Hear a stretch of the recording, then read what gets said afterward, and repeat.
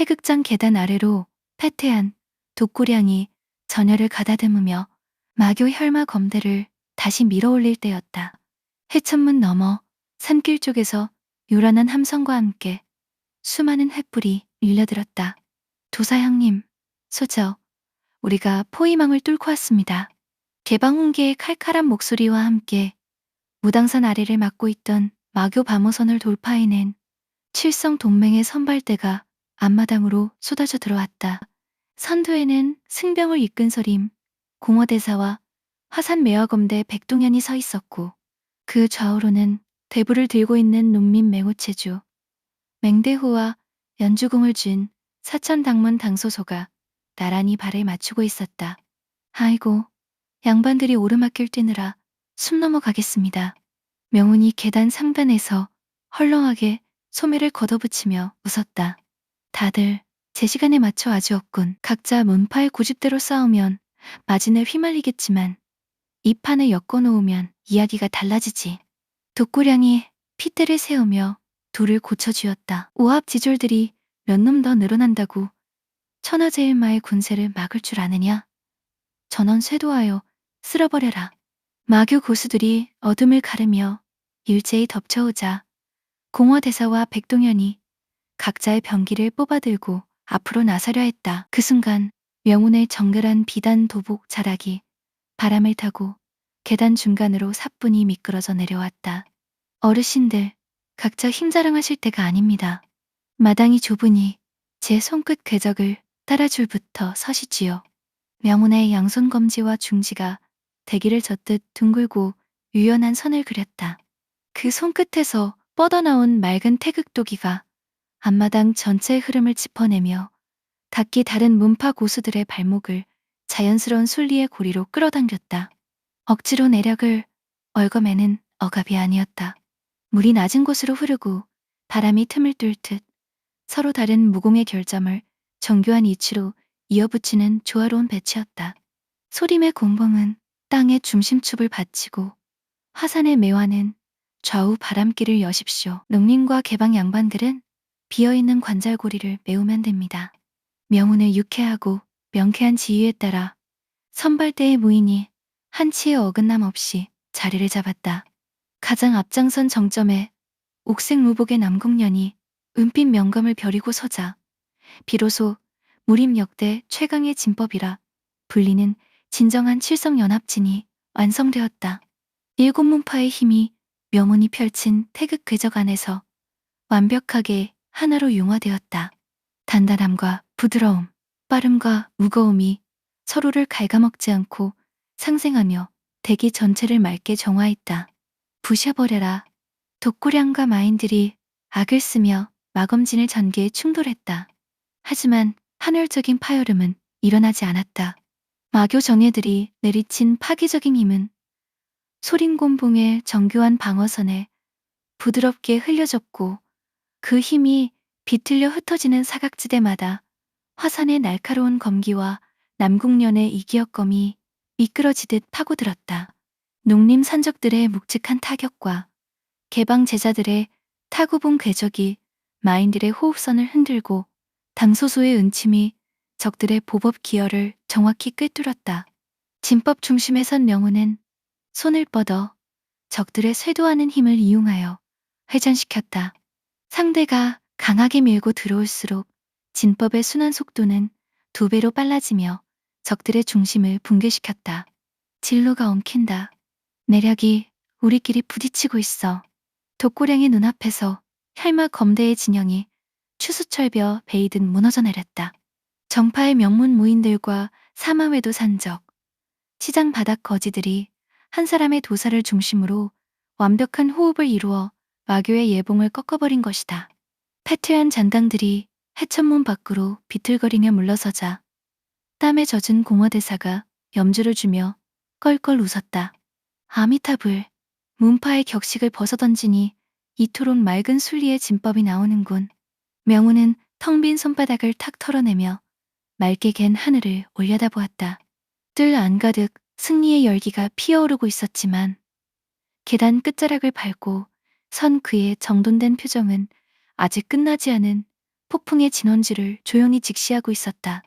칠성연합진이 뿜어내는 맑고 거대한 순리의 파도 앞에 혈마, 검대 정예들이 해천문 너머로 흩어질 때였다. 피비린내 나는 마당 한가운데로 검붉은 기운을 두른 사내가 바닥 돌판을 잘게 쪼개며 걸어나왔다. 혈령맨 부맨주, 옥면열수 단사유였다. 그의 피부 위로 짙은 쇳빛 도색이 돋아나며 옷자락을 찢어 밝혔다.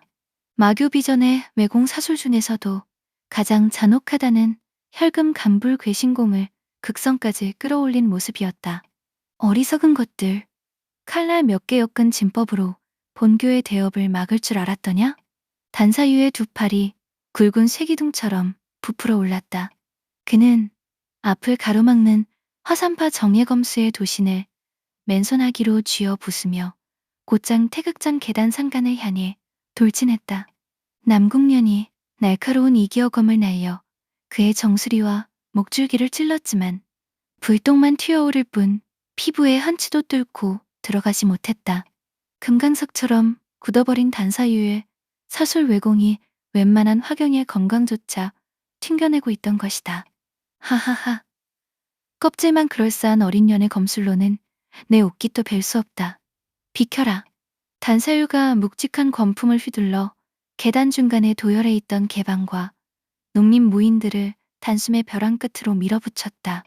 그의 붉고 잔혹한 안광은 오직 계단 최상단에 고요히 서 있는 정결한 도복의 산에 명운을 노리고 있었다. 내 놈이 무당파가 꽁꽁 숨겨둔 진전 제자라지. 내 금강의 주먹으로 내 놈의 뼈다귀를 통째로 지니겨주마. 돌계단, 10단을 한 번에 도약한 단사유의 거대한 주먹이 맹렬한 파고음을 터뜨리며 명운의 안면 중심점을 향해 떨어져 내렸다. 대기의 흐름마저 억지로 뭉개버리는 무식하고 무거운 완력의 폭발이었다. 명진과 사형들이 경악하여 숨을 들이켰다. 피해라. 저놈의 몸은 이미 쇳덩이다. 하지만 명운은 물러서지 않았다. 그는 도포 주머니에서 두 손을 뺀 채 평소처럼 가볍게 어깨를 털며 미소 지었다. 강한 것은 부러지고 부드러운 것은 살아남는 법이지요. 그 뻣뻣한 몸뚱이로 제 옷자락이라도 스칠 수 있겠습니까? 단사유의 주먹이 명운의 코끝 한 뼘 앞까지 쇄도한 바로 그 호흡, 명운의 집신 발끝이 대지의 지축을 정밀하게 짚어내며 미끄러졌다. 소요유 보법의 진수가 돋아나며 그의 상체가 대나무가 바람에 피듯 아주 미세하게 옆으로 비껴섰다. 맹렬하던 단사유의 쇳덩이 주먹이 빈 허공을 가르며 균형을 잃는 찰나였다. 그 틈새로 파고든 명운의 맑은 도복 자락이 단사유의 드넓은 앞가슴 사선 중심부에 밀착했다.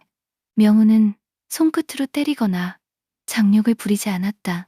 단지 지면에 단단히 내린 두 발바닥의 축부터 허리 회전 고리를 타고 올라온 천지의 순수목의 중심을 왼쪽 어깨뼈 끝점에 완전히 집중시켜 단사유의 가슴뼈를 향해 부드럽게 밀어넣었을 뿐이었다. 무당파 태극신공의 비기, 조용하고 무거운 어깨치기인 철상고였다. 귀막을 찢는 요란한 파열음은 없었다. 강철끼리 부딪히는 쇳소리조차 울리지 않았다.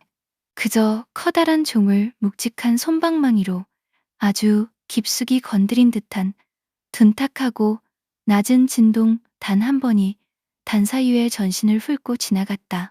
하지만 그 미세한 접촉 순간 단사유의 두 눈동자가 튀어나올 듯 팽했다. 이 흰은 바깥 피부를 치는 게 아니야. 내 몸속 뼈대를 직접 흔드는. 명운의 힘은 단사유의 단단한 피부 껍질을 유연하게 통과해 체내 가장 안쪽의 쇄골 중심점과 척추 12매 기혈고리를 정밀하게 타격했다.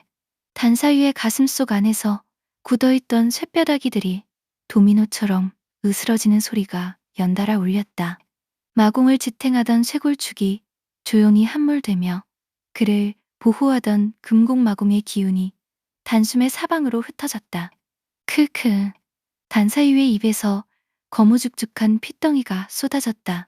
사지의 신경망이 완전히 역류한 그는 손가락 하나 까딱하지 못한 채 태극전 계단 상단에서부터 아랫바닥까지 힘없이 굴어떨어졌다. 명호는 옷고름을 바로잡으며 계단 아래 쓰러진 단사유를 향해 혀를 찢찢 찼다. 돌이나 쇳덩이는 단단할수록 작은 진동에도 쉽게 깨지는 법이지요. 순리가 원래 그렇습니다.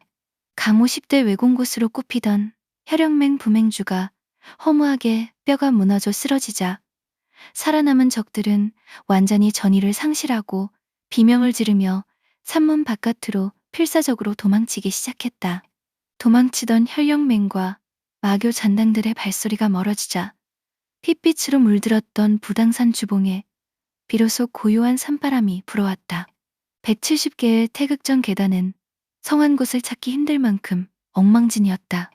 칼자국으로 깎여나간 돌바닥 틈새마다 깨진 기와 조각들이 나뒹굴었고 공기 중에는 여전히 도끼와 화약 냄새가 옅게 배어 있었다.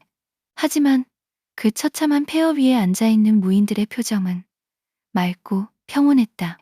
자자 어르신들, 쓴 약 다 드셨으면 목구멍 씻어낼 차 한 사발씩 받으십시오. 개방 훈계가 솔직히 솜씨를 발휘해 뒷마당 우물에서 기러운 물로 끓여낸 커다란 차솥을 들고 계단을 올랐다. 당소소는 은침을 거두고 상처를 입은 소림, 승경들과 화산 검수들의 기여를 바지런히 짚어주고 있었다. 명우는 깨진 계단 중턱에 털썩 주저앉아 늘어진 소매를 걷어올렸다. 그의 바로 옆에는 하얀 수염에 묻은 피를 닦아낸 허도진인과 옥색무복을 단정히 여민 남궁년이 나란히 자리했다. 소림공화 대사, 화산 백동현, 농림 맹대호까지 천하를 호령하는 거두들이 체면 따위는 던져버린 채 흙먼지 묻은 돌계단에 엉덩이를 붙이고 앉아 있었다. 그때 대사형 명진과 꼰대 사형 6명이 쭈뼛거리며 명운의 앞쪽 계단으로 다가왔다. 손에는 갓 구워낸 김이 모락모락 나는 교자 잡시가 들려 있었다. 저기, 사제. 명진이 헛기침을 큼큼 내뱉으며 어색하게 시선을 피했다. 주방에 남아있는 밀가루로 교자를 좀 빚었다. 꼬박 사흘을 굶고 뛰었다 들었는데 요기를 좀 하거라. 명운이 척하고 교자 잡시를 가로채며 반달 같은 눈웃음을 지었다. 아이고, 우리 사연이 웬일로 제게 교자를 가주십니까? 매일 주방 찬장 건드린다고 빗자루 몽둥이 들고 쫓아오시더니 둘째 사형이 얼굴을 붉히며 뒷머리를 긁적였다. 이 녀석아, 우리가 니놈 속도 모르고 구박만 해댔으니 낯이 뜨거워 그러지 않느냐? 장모님께서 10년 전에 이미 너에게 진전을 다 물려주신 줄 어떻게 알았겠느냐? 우린 너를 지켜주겠답시고 앞에서 펌을 잡았으니 얼마나 우습게 보였겠느냐. 사형들의 속마음을 훤히 읽어낸 명운이 교자 하나를 크게 베어물며 오물거렸다. 당치 않은 말씀이십니다. 사형들이 앞에서 호통도 쳐주시고 마당 청소도 시키셨으니 제가 바깥에서 사술 쓰는 놈들 앞에서도 기가 안 죽은 겁니다. 세상에 우리 꼰대 사형들 잔소리보다 무서운 마공이 어디 있겠습니까? 명운에 넉살 좋은 촌극에 굳어있던 사형들의 얼굴이 이내 환해지며 웃음보가 터졌다. 이 녀석이 경지에 올랐어도 입에 칠한 기름칠은 여전하구나. 홍기가 따라준 따뜻한 차 한 잔을 받아든 남궁년이 조용히 찻잔을 입술로 가져갔다. 입안 가득 쌉싸름하면서도 맑은 도가의 차 향기가 퍼지며 지난 며칠간 사선을 넘나들며 팽팽하게 곤두서 있던 전신의 경맥이 부드럽게 이완되었다. 좋은 향기입니다. 남궁년이 맑은 눈동자로 명운을 바라보았다. 살아남아서 다 함께 마시는 차가 이토록 감미로울 줄은 몰랐습니다. 그렇지, 도법이고 검술이고 다 밥 잘 먹고 차 한 잔 편히 마시자고 익히는 것 아니겠습니까? 허도진잉이 찻잔을 주며 너털 웃음을 지었다. 맞는 말입니다. 천지간의 순리라는 게 별게 아니지. 낡고 부서진 계단 위라도 이렇게 마음 맞는 이들이 모여 따뜻한 물 한 모금 나누면 그곳이 바로 맑은 도의 능도원인 법이다. 맹대호가 김을 모락모락 피우는 차그릇을 단숨에 비워내며 껄껄 웃었다. 크하하. 우리 산적 놈들이 무당 본관 돌계단에 앉아서 장문인 영감님이랑 차를 다 마셔보는구려. 이 판을 엮어준 도사 나으리 덕분에 아주 팔자에 없는 맑은 호사를 누립니다. 낙조가 서서히 무당산 주봉 뒤로 넘어가며 엉망이 된 대전 계단 위를 붉고 따뜻하게 물들였다. 사선을 뚫고 칠성 동맹의 깃발 아래 하나가 된 인물들은 부서진 칼자루를 옆에 내려둔 채 서로의 온기와 소박한 웃음을 나누며 찾아온 짧고 평온한 저녁을 음미하고 있었다. 차양기가 가시지 않은 대전 계단 위, 허도진인의 손길이 유난히 경건하게 움직였다. 그는 품속 깊은 곳에서 맑은 청옥으로 깎아 만든 무당파 차기 장문인의 신표인 태그곡인을 꺼내들었다. 막내야. 장문인의 목소리에 도관의 모든 사형제와 연합군 수장들의 시선이 쏠렸다. 허도진이는 옥인을 명운의 두 손바닥 위에 정중히 올려놓았다. 너는 이미 자연경의 단계에 들어섰고 무당의 도를 가장 깊이 이해하고 있다. 오늘 이 난을 수습한 공모 또한 하늘을 찌르는구나. 이제 이 태극옥인을 받고 내 뒤를 이어 무당파의 장문이 되어 다오. 그 말과 함께 계단 위에는 무거운 책임감과 존경이 섞인 정막이 감돌았다. 하지만 명운의 반응은 장문인의 기대와는 정반대였다. 옥인의 차가운 감촉이 손바닥에 닿자마자 명운은 마치 뜨거운 숯덩이라도 쥔 듯 손을 털며 펄쩍 뒤로 물러났다. 아이고 사부님, 이게 무슨 날벼락입니까? 날벼락이라니? 무당의 모든 제자가 바라는 영광된 자리가 아니냐. 명호는 얼굴을 찡그리며 손을 휘저었다. 영광은 무슨 영광입니까? 장문인 자리에 앉으면 아침부터 저녁까지 뭐가 따라오는지 아십니까? 하급 제자들 수련 기록지, 쌀가마니 재무문적, 문파 외당 보수결제 서류, 감옥 각지에서 날아오는 협력 요청서. 명우는 상상만으로도 끔찍하다는 듯 몸을 부르르 떨었다. 그 끔찍한 서류더미 속에 파묻혀서 하루 종일 분만 잡고 있으라고? 전 질색입니다. 전 산천을 유람하면서 맛있는 거 찾아다니고 우리 련소저랑 여기저기 바람 쐬러 다니는 게 천직입니다. 이놈이 문파를 이끄는 자가 어찌 그런. 허도진인의 얼굴이 당황으로 붉어졌다. 옆에서 지켜보던 대사형 명진마저 헛웃음을 터뜨리며 거들었다. 사제, 서류 업무는 우리가 다 나눠서 할 테니 자리만 맡아달라는 것 아니냐. 무당의 미래가 걸린 일이다. 싫습니다.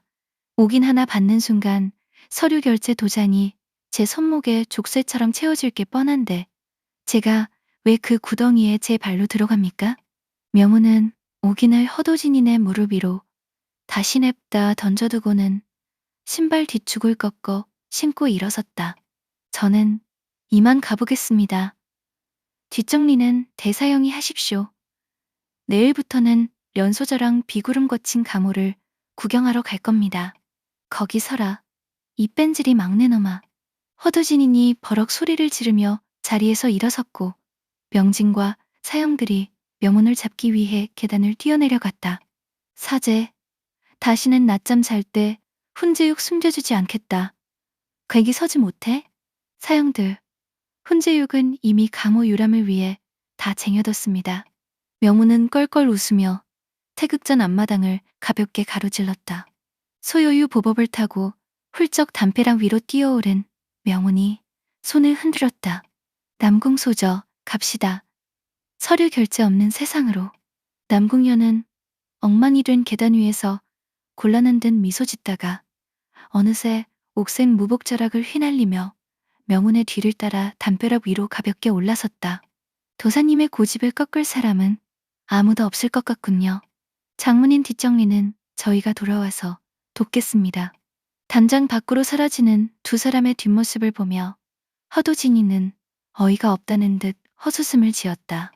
저놈, 도법은 신선의 경지인데 서류 앞에선 도망치기 바쁜 놈이라니. 하지만 허도진이의 눈가에는 막내 제자를 향한 대견함과 짙은 애정이 서려 있었다. 연합군 수장들은 덩달아 웃음을 터뜨렸고 무당산의 저녁은 쫓고 쫓기는 막내 제자의 해프닝과 함께 왁자지껄하게 저물어갔다. 태극 전 앞마당을 가득 채우던 사형들의 왁자지껄한 목소리가 찬바람 너머로 멀어질 무렵 명운과 남궁년의 발길은 무당산 주봉 뒤편에 깎아지른 절벽바위 틈새로 닿아 있었다. 담쟁이 덩굴을 걷어내자 바위뼈대가 갈라져 만들어진 좁고 깊은 지하 통로가 모습을 드러냈다. 천하짐에게 중심을 엮어 마교의 본원을 억제한다는 무당파 최후의 성역 7번째 칠성복마진이 잠든 장소였다. 계단을 따라 아래로 깊숙이 내려갈수록 코끝에 닿는 공기는 서늘함을 넘어 날카로운 쇠 비린내를 풍겼다. 이곳이 천하 제일의 도가니 수백 년 동안 지켜온 뿌리군요. 남궁년이 쥐고 있던 청풍검의 자루를 가볍게 정돈하며 오금을 냈다. 넓게 열린 지하 석실 중앙에는 북두칠성의 궤적을 따라 7개의 백석 기둥이 서 있었고 그 정중앙에 위치한 제단 위로는 검붉은 피가 말라붙은 듯한 탁한 뭉클어짐이 다리를 틀고 있었다.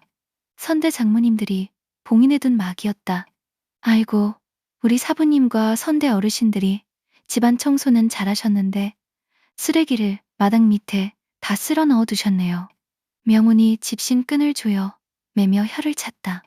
그의 볕에 그을린 표정 위로 늘 흐르던 장난기가 가라앉고 맑고 깊은 도인의 안광이 재단 위의 검붉은 기운을 정밀하게 훑어내렸다. 남궁년이 한 걸음 다가서며 물었다. 결계의 외벽이 심하게 훼손되었습니다.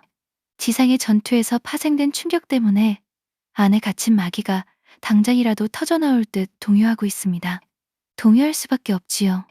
명운이 헐렁한 비단 도복 소매를 걷어붙이며 재단 앞 세 걸음 위치까지 다가섰다.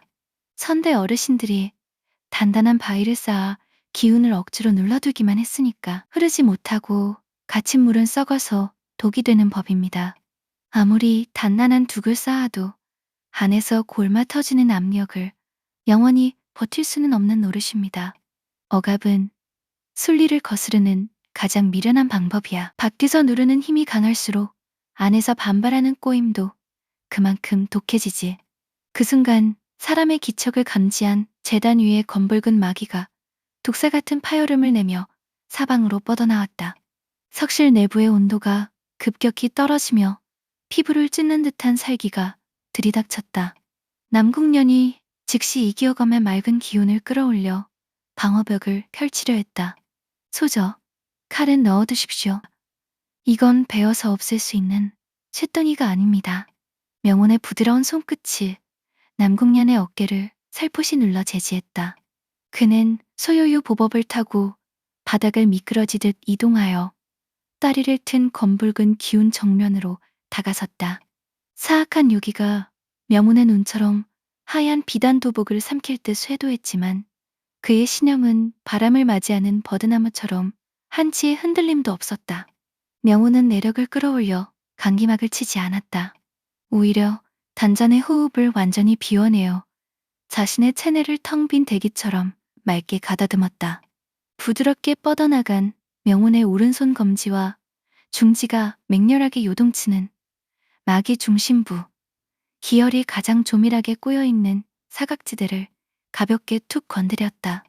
무식한 충격이나 힘의 충돌은 없었다. 명운의 손끝을 타고 전해진 것은 자연의 이치를 담은 정교하고 미세한 회전력 한 가닥이었다. 안으로 뭉쳐서 터지려던 사악한 에너지의 결절점을 밖으로 살포시 튕겨 열어준 것이다. 단단하게 얽혀있던 검붉은 기운의 빗장이 풀리자 놀라운 광경이 펼쳐졌다. 사악하게 솟구치던 마귀가 명운의 손끝이 그리는 맑고 둥근 궤적을 따라 유연하게 회전하기 시작한 것이다. 명운은 억지로 기운을 소멸시키지 않고 태극의 부드러운 순리 속으로 마귀의 흐름을 유도하여 지하 석실 바닥으로 이어지는 무당산의 자연지맥 쪽으로 연결해 주었다. 기운은 선과 악을 가려 태어나지 않습니다. 명운의 차분하고 깊은 음성이 석실의 공기를 울렸다. 사람이 억지로 꼬아 사술로 만들었으니 독이 된 것이지 흐름을 풀어 땅의 순리로 되돌려주면 그저 산을 살리는 비옥한 걸음이 될 뿐이지요. 핏빛 연기가 짐에게 통로를 타고 스며들며 빠르게 투명한 빛으로 변해갔다. 수십 년간 지하에 갇혀 원안으로 들끓던 꼬인 에너지들이 자연의 거대한 순환 속으로 안착하며 맑고 따뜻한 생명력으로 탈바꿈한 것이다. 남궁년의 맑은 눈동자가 경이로움으로 깊게 물들었다. 악을 힘으로 꺾어 없애는 것이 아니라 조화의 궤적 속으로 품어 감화시킨다. 이것이 도가 무고히 도달할 수 있는 가장 높은 지평, 자연견이 참된 깨달음이구나. 재단 위를 짓누르던 탁한 기운이 완벽히 씻겨 내려가자 7개의 백석 기둥을 잇는 중심선에서 눈부시고 청명한 옥빛 파동이 솟구쳐 올랐다. 억압으로 닫혀있던 무당산의 지맥이 비로소 제 숨결을 찾고 천하로 뻗어나가기 시작한 것이다.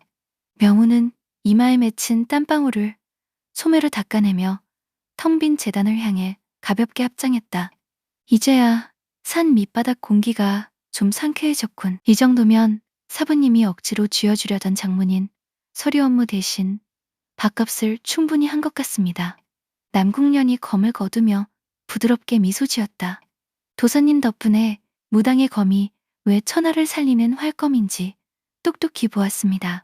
지하 석실을 가득 메운 것은 더 이상 차가운 피핀요기가 아니었다. 깊은 산중의 솔잎 향기를 담은 맑고 평온한 도가의 바람이 두 사람의 옷자락을 감싸며 고요하게 맴돌고 있었다. 지하 석실을 가득 채웠던 맑은 옥빛 파동이 대지로 완전히 스며들고 떠리를 틀고 있던 마귀가 평온한 솔바람으로 흩어지던 그 찰나였다.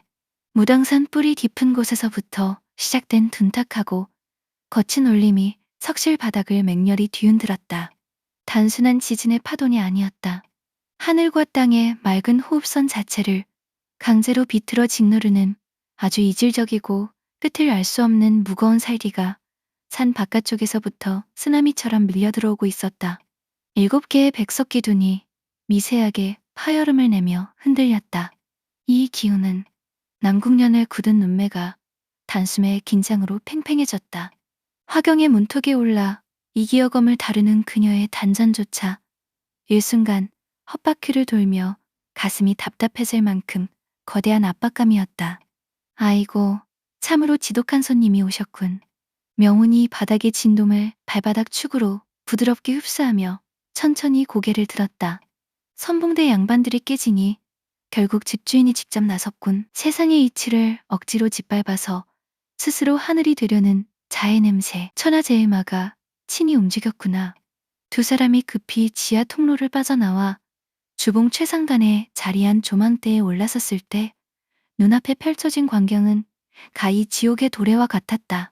무당산 아래로 끝없이 펼쳐진 황야와 평원, 그 드넓은 대지 위를 시퍼런 철갑을 두른 마교 본대의 최정예 병사들이 까만 개미떼처럼 빈틈없이 가득 메우고 있었다.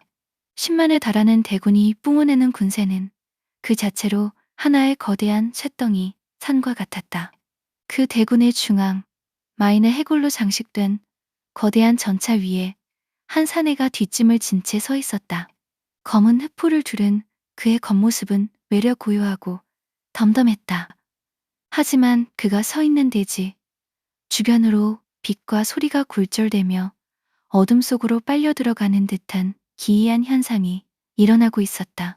화경의 벽을 까마득히 뛰어넘어 무의 극이인 현경에 도달한 마교의 절대 지배자 천하제일마였다. 천하제일마가 고개를 들어 무당산 정상 조망대를 똑바로 올려다보았다. 수십 리가 떨어진 거리였으나 그의 서늘하고 텅 빈 눈동자가 묘문과 남궁년의 시선 정면에서 얽혀들었다. 어리석은 도사놈이 칠선의 빗장을 열고 기운을 흐트러뜨렸구나. 천하제일마의 입술이 미세하게 움직였을 뿐인데도 그의 목소리는 무당산 전체를 감싸는 천둥처럼 각인되어 울려 퍼졌다. 본교의 10만 정예가 지금 무당이 헐어버린 산문을 짓밟으러 왔다. 늙은 장문인과 촌극을 부리는 제자놈은 당장 목을 씻고 평원으로 내려와 무릎을 꿇어라. 무당산 초입의 도열한 10만 대군이 일제히 끝을 땅에 내리찍으며 포효했다. 교주님을 찬양하라. 무당을 짓밟아라. 하늘을 뒤덮던 맑은 달빛이 마구니 뿜어내는 짙은 먹구름과 살기에 가려 순식간에 시야가 검게 물들었다. 태극전 앞마당에서 부상자를 돌보던 대서영 명진과 칠성 동맹 수장들 역시 평원을 내려다보며 사색이 되었다. 십십만, 거기에 천하제일마 친정이라니. 이건 진법이나 책략으로 막을 수 있는 군세가 아니다. 절망적인 침묵이 짓누르는 조망대 위 명우는 헐렁한 비단 도복의 소매를 툭툭 털어내며 허리춤에 차고 있던 낡고 뭉툭한 목검 한 자루를 고쳐맸다. 도사님. 남궁년이 애절한 눈빛으로 명운의 옷자락을 잡았다. 혼자 가시려는 겁니까? 저 자는 우리가 겪어온 고수들과 차원이 다릅니다. 저 역시 소가주로서 당신의 곁에서 끝까지 칼을 맞대겠습니다. 명운이 돌아보며 남궁년의 쥔 손 위에 자신의 따스하고 정교한 손바닥을 가볍게 얹었다. 그의 볕 그을린 표정 위로 늘 짓던 반달 같은 유쾌한 웃음이 맑게 피어올랐다. 소저, 10만 사람이 뭉쳐서 악을 쓴다고 바람의 길목이 막히겠습니까? 저거한 아저씨가 온 산을 시끄럽게 울려대니 제가 내려가서 조용히 차 한잔 하자고 타일러 보지. 저자가 뿜어내는 마귀는 온전히 나 하나를 가리키고 있어. 여기서 부딪히면 아구는 전멸이다. 답은 하나뿐이야. 내가 직접 평원 중앙으로 걸어들어가 판을 좁히는 것. 적들을 한 곳으로 묶어두고 흔들어야 승산이 있어. 명호는 남궁년에게 안심하라는 묵직한 미소를 남긴 채 굳은 잡은 손을 살포시 풀었다. 명운의 신형이 구름을 타듯 조망대를 박차고 비상했다. 눈처럼 흰 비단 위에 수놓아진 청색 태극 문양이 어두워진 하늘 아래서 유일한 등불처럼 선명하게 빛났다. 천하제일도관의 진전제자가 10만마교 대군이 기다리는 핏빛 평원을 향해 홀로 고요한 발걸음을 내딛고 있었다.